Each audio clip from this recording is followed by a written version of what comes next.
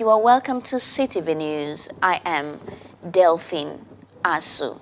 The Catholic Archbishop of Abuja, Most Reverend Ignatius Kaigama, has called on Nigerians not to give up hope on themselves and in the country. Archbishop Kaigama made this call recently during his pastoral visit to Sacred Heart Parish Airport, Abuja. And Jesus has promised us that even amidst the challenges and difficulties of life, we should not give up.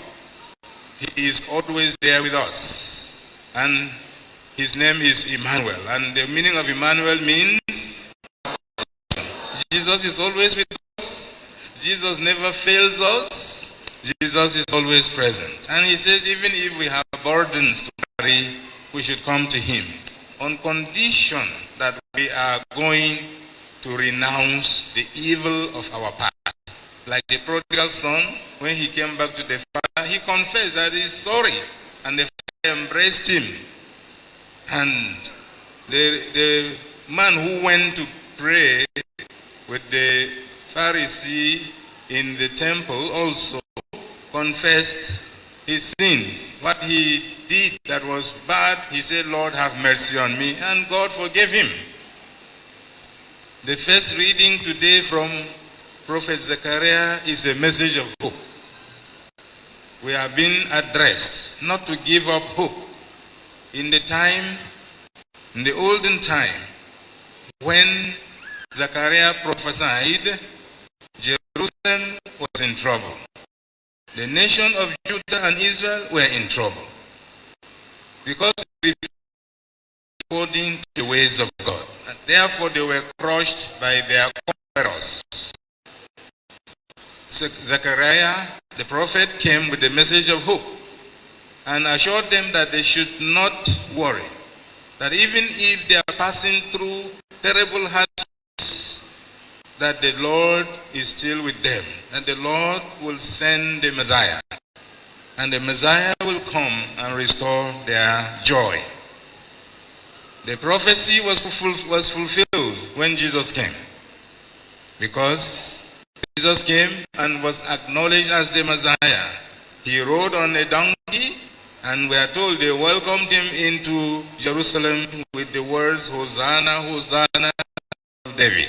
Archbishop Kaigama also added that despite the challenges facing Nigerians, we must not relent, because with God we will overcome the challenges through prayers and actions.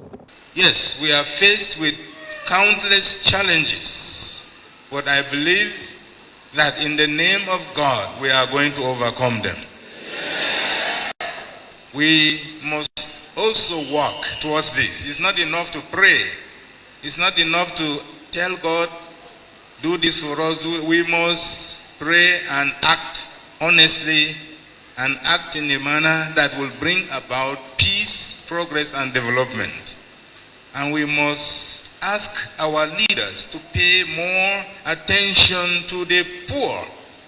That our leaders must be people of humble disposition, not just to acquire money and store them, and the money is useless, especially when you have stored it overseas. That we require our leaders to be of humble disposition. They should make responsible use of our resources. They should pay sincere attention to the poor, and they must be true agents of social harmony and peace.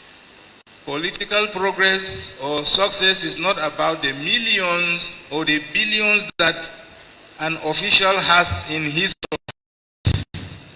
People believe when somebody has plenty money in the pocket and others are starving, others are hungry.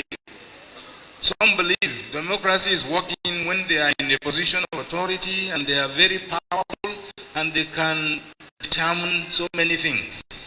They even divert what is truthful to what is evil, and they don't care. And then they don't even care about the poor and the miserable people we have among us. Democracy should greater welfare, should unite all of us, and should make us a happy people. And we Nigerians are already a happy people. All we need is a little, and we shall even be happier, or even be the happiest in the world. The second reading reminds us that we must not focus on the things of this world alone. We will not go after naira and naira alone. Yes, you need the naira to buy food, to pay for your medicine and all that, but that is not all there is in this life. There is the spiritual dimension. So we should be careful. We pursue material good with the way we pursue spiritual development. If your intention is just to look for money and money, when you get all the money and you have plenty of it, at the end of it, when you are 100 years old, you go away. The money goes to people who didn't even work it.